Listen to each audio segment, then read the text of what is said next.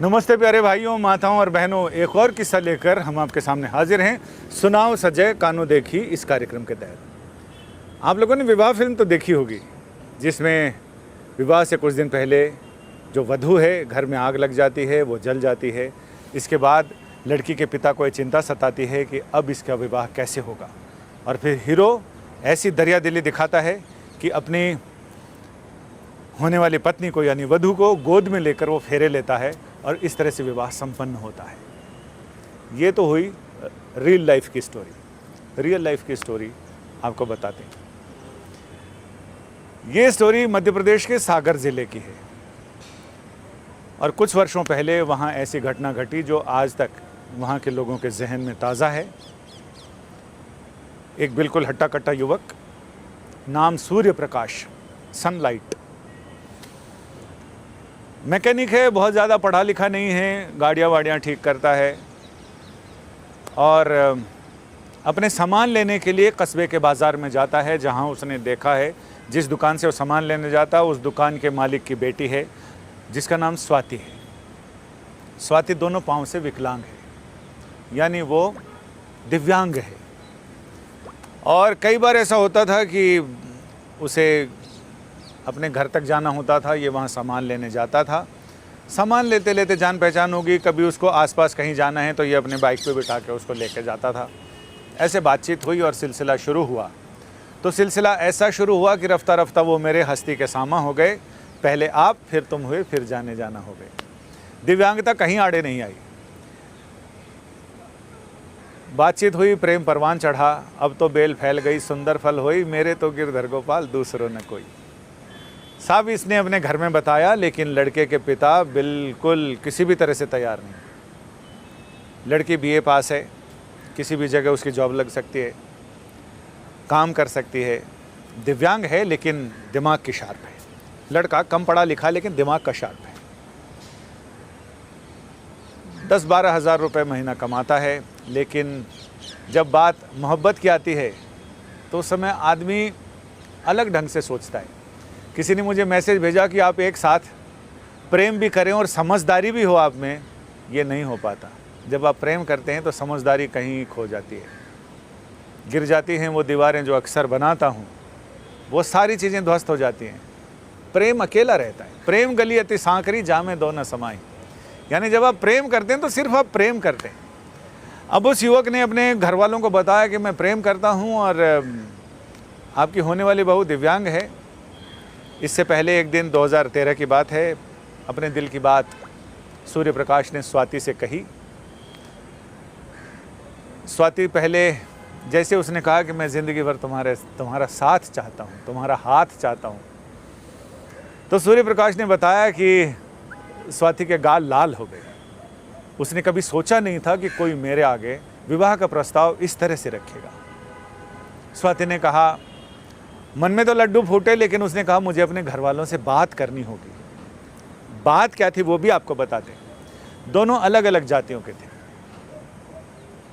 स्वाति ने अपने घर वालों को मना लिया कि वो मुझे इतना प्यार करता है और मुझे विवाह करने की इजाज़त दी जाए। तो घर वाले मान गए, लेकिन सूर्य प्रकाश के घर वाले, ओहो, ऐसे भी सौरमंडल में भी देखें तो सूर्य के परिवार में कौन कौन है? शनि है, बुध है, मंगल है, ये सारे हैं। उसके घर वाले नहीं माने तो इसने हिम्मत दिखाई और एक दिन उसने स्वाति को बोला और स्वाति अपने भाई के साथ मोटरसाइकिल से सागर में आ गए और वहाँ एसडीएम के ऑफिस में इन लोगों ने, मजिस्ट्रेट ऑफिस में इन लोगों ने विवाह कर लिया। उस दिन मजिस्ट्रेट के ऑफिस, उस परिसर में उत्सव का सब माहौल था। सारे स्टाफ और कर्मचारियों ने वहाँ पर डेकोरेट किया और उनको विवाह की बधाइयाँ दी। रजिस्टर्ड विवाह हो गया।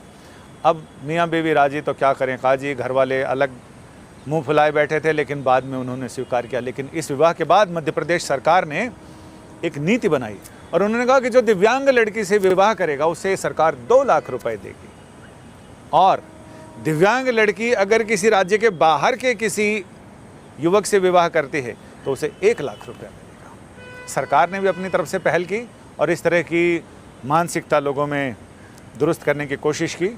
और सबसे बड़ी बात, अभी शनिवार को एक कार्यक्रम हुआ, NALSA national legal services authority और नेशनल विमेंस कमीशन, इनका एक साझा कार्यक्रम हुआ जिसमें जस्टिस चंद्रचूड़ को कीनोट एड्रेस करना था। और जस्टिस चंद्रचूड़ ने कहा कि जो कानून है महिलाओं को मजबूती देने वाले, वो कानून तो अपने आप में सफिशिएंट हैं, लेकिन उसका अमल जिस ढंग से होता है, यानी कानून की सच्चाई और ज़मीनी हकीकत, दोनों में काफ़ी फ़र्क दिखता है। उन्होंने कहा कि जब तक महिलाओं को उनके अधिकार तब तक पूरे नहीं मिल सकते जब तक पुरुष अपनी मानसिकता में बदलाव नहीं आए। पुरुष जब तक महिलाओं के प्रति सहानुभूति और ऐसे नहीं करेंगे तब तक महिलाओं को उनके कानून तो बहुत सारे अधिकार देता है, लेकिन वो तब तक अमल में नहीं आ सकते। महिलाएं तो अपनी तरफ से पूरी कोशिश कर रही हैं अपना अधिकार हासिल करने को, लेकिन उसमें बड़ी भूमिका पुरुषों की है। पुरुष की सोच में जब तक बदलाव नहीं आएगा, जब तक उसमें सुधार नहीं आएगा, तब तक उनको अधिकार नहीं दिए जा सकते। और सूर्य प्रकाश की कहानी मैंने आपको इसलिए सुनाई कि जस्टिस चंद्रचूड़ के कहने को ये और आगे बढ़ाती है, या इनके किए को जस्टिस चंद्रचूड़ की बात आगे बढ़ाती है कि जब तक पुरुष, अगर सूर्य प्रकाश ने अपने माँ बाप की बात मानकर प्रेशर में आके अगर ये सारा कुछ नहीं किया होता, ये कदम हिम्मत भरा नहीं उठाया होता, तो समाज के आगे एक मिसाल नहीं होती। और आज मैं उसकी ये गाथा आपको नहीं सुना रहा होता। आम आदमी की तो सिर्फ व्यथा होती है, जब वो बड़ा काम करता है तो वो कथा होती है। और इसलिए उस व्यथा को कथा करने में आदमी को जितनी मेहनत लगती है, वो सारी मेहनत सूर्य प्रकाश ने की। और उसके बाद आज भी, इतने साल बाद भी हम आपको वो किस्सा सुना रहे हैं। और मुझे लगता है कि आगे आने वाली पीढ़ियाँ भी इसी तरह के किस्सों को नज़ीर के रूप में अपने आगे आने वाली पीढ़ियों को बताएंगी। लोग ये सोचते हैं भगत सिंह पैदा तो हो लेकिन पड़ोसी के घर में, हमारे यहाँ नहीं। लेकिन ये थोड़ी सोच बदलने की ज़रूरत है। 21वीं सदी में हम आ गए हैं, सोच जब तक नहीं बदलेंगे तो कैसे होगा। और इसी सोच के मद्देनज़र मैंने एक किस्सा आप लोगों को सुनाया है। सुनाओ संजय, कानून देखी में। और इसके लिए हम आपको उन वर वधू की तस्वीरें भी हम आपको दिखाना चाहते हैं जो आपको अच्छी लगेंगी, और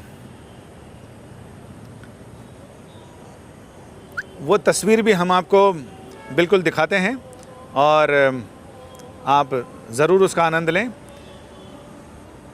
ये तस्वीर यहाँ है और अभी हमारे कैमरामैन जूम करते हैं। फ़िलहाल अब हम बात करते हैं आज की अदालत की ख़बरों की। अदालत की ख़बरों में सबसे बड़ा तो ये कि कलकत्ता हाई कोर्ट ने ये ऑर्डर किया था कि सभी तरह के पटाखों पर राज्य में बैन रहेगा। सुप्रीम कोर्ट में मामला आया। सुप्रीम कोर्ट ने आज फिर साफ कर दिया है कि सुप्रीम कोर्ट की पिछली बेंच, यानी जस्टिस एम.आर. शाह और जस्टिस ए.एस. बोपन्ना, इनके बेंच ने जो गाइडलाइन जारी की थी उसका पालन सुनिश्चित किया जाए। साथ ही ये साफ किया कि जिन राज्यों की, केंद्र शासित प्रदेशों की हवा ख़राब नहीं है, हवा मॉडरेट श्रेणी में है, वहाँ के लोग ग्रीन क्रैकर्स इस्तेमाल कर सकते हैं, पटाखे चला सकते हैं, लेकिन तय दिन, तय समय और तय जगह पर। प्रशासन को ये ताकीद की है कि वो इस बात को सुनिश्चित करे कि गाइडलाइन का पालन प्रॉपरली और सख्ती के साथ हो। साथ ही इससे ये तो साफ़ हो गया है कि जैसे दिल्ली में हवा ख़राब है तो हम ग्रीन पटाखे भी नहीं चला सकते, लेकिन जहाँ जहाँ की हवा सही है वहाँ ग्रीन पटाखे चलाए जा सकते हैं। साथ ही सरकारों को ये भी और स्थानीय प्रशासन को ये भी कहा है कि वो ऐसा मैकेनिज़्म डेवलप करें जिससे कि ग्रीन पटाखों की तस्दीक हो सके, वेरिफिकेशन हो सके। कि बाकी बाज़ारों में तो आप हरियाणा और उत्तर प्रदेश के कस्बों में चले जाएं, पुराने वाले पटाखे, ऊपर डब्बे पे लिखा ग्रीन क्रैकर्स, हरित पटाखे, अंदर वो बेरियम वाले पटाखे हैं। इसलिए कोर्ट ने कहा कि स्थानीय प्रशासन के ऊपर ये जिम्मेदारी है, उनके लाजमी है कि वो इन पटाखों की तस्दीक करें कि ये पटाखे बेरियम युक्त हैं या बेरियम से मुक्त हैं। तो ये बड़ी जिम्मेदारी है। सुप्रीम कोर्ट पहले ही कह चुका है कि इस मामले में लापरवाही बरती जाएगी। अगर कहीं से भी कोई खबर आती है, सबसे पहले राज्य के मुख्य सचिव, राज्य के डीजीपी, वो इसके लिए जिम्मेदार होंगे। जिस ज़िले में बात आएगी उस ज़िले के डीएम और एसपी, जिस थाना इलाके में अगर ऐसा कुछ होगा, ऐसी लापरवाहियाँ, लोग अपनी मनमानी करें और प्रशासन रोक ना पाए, तो फिर वहाँ के थानेदार, उनसे जवाब तलब किया जाएगा। यानी सख्ती, जो भी कार्रवाई होगी वो उनके ऊपर होगी। अब ये तो हुई दिवाली की। आप सभी लोगों को दिवाली की बहुत सारी शुभकामनाएं। अभी से ही ग्रीन क्रैकर्स चलाएं आप। और अब हम पिछले कार्यक्रम की बात करते हैं जो शुक्रवार को हमने आपके सामने प्रस्तुत किया था, जिसमें 19 साल के दुल्हन और 67 साल का 67 ईयर्स का दूल्हा। उस पर लोगों ने अपनी अपनी प्रतिक्रियाएं दी हैं, आपके साथ साझा करते हैं। देव आमिर लिखते हैं, ये नाम तो बड़ा, देव आमिर, जय हिंद जय भारत। आर्यन अभी ऑफिशियल, लड़की का सोच है, एक तो बुढ़ा के इनकम और दूसरा दिन कम। खैर, ये इनका आर्यन अभी की सोच है और इन्होंने लिखा है, गैंग 93, ये लोग हरियाणा के मेवाड़ डिस्ट्रिक्ट के हैं, मेरे गांव के पास ही इनका घर है। अरे वाह, आप तो बिल्कुल, दुनिया कितनी छोटी है। ये गैंग 93 तो एकदम बिल्कुल उनके पास के निकल गए, तो ये ज़्यादा बढ़िया से बता सकते हैं आखिर कहानी के पीछे की कहानी क्या है। आरव सिंह लिखते हैं, वाह प्यार अंधा होता है, पर ये तो अंधाधुन टोपापंथी है। कबूल कबूल कबूल बोलकर 10 साल में दादा पोती समान वाइफ को चले जाएंगे ऊपर छोड़कर। खैर ठीक है, ये इनकी अपनी सोच है। मल्टीपल नॉलेज गुरु बाबा, ये कुछ ऐसी चीज़ें हैं जो मैं आपके सामने बोल नहीं सकता।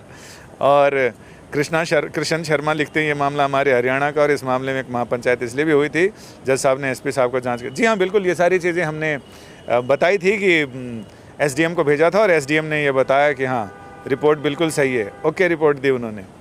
और चंद्रशेखर वर्मा लिखते हैं, वाह संजय भाई। प्रतीक माछी लिखते हैं, एक तो दिन कम ऊपर से इनकम। साहिब खान लिखते हैं, बिल्कुल सच बात है। मल्टीपल नॉलेज गुरु, उसने पैसा। शुभश्री का भी जय जगन्नाथ। कौन है ये लोग, कहाँ से आते हैं, ये सारा हमने बता दिया है। ऋषिकेश कुमार सिंह जी और देवेंद्र कुमार मूंड, हूर यहीं मिल गई। खैर, और बहुत सारे लोगों ने, कुछ ऐसी प्रतिक्रियाएं होती हैं जो हम लोगों ने तो जता दी हैं लेकिन हम आपके साथ साझा नहीं कर सकते। इसके लिए मैं क्षमा चाहता हूं उनसे, क्योंकि ऐसी चीज़ें सारे लोग परिवार के साथ मिलकर, कई बार छोटे बच्चे, बड़े लोग, सब लोग देखते हैं इस कार्यक्रम को, तो लिहाजा हमें क्षमा करेंगे कि हम वो शेयर नहीं कर पाते हैं, क्योंकि वो थोड़ा सा मेरे हिसाब से। बाकी जल्दी आपसे मुलाकात होगी और फिर नए किस्से के साथ, नई जानकारियाँ, नई कहानियाँ, नए कानों देखी के साथ। नमस्ते।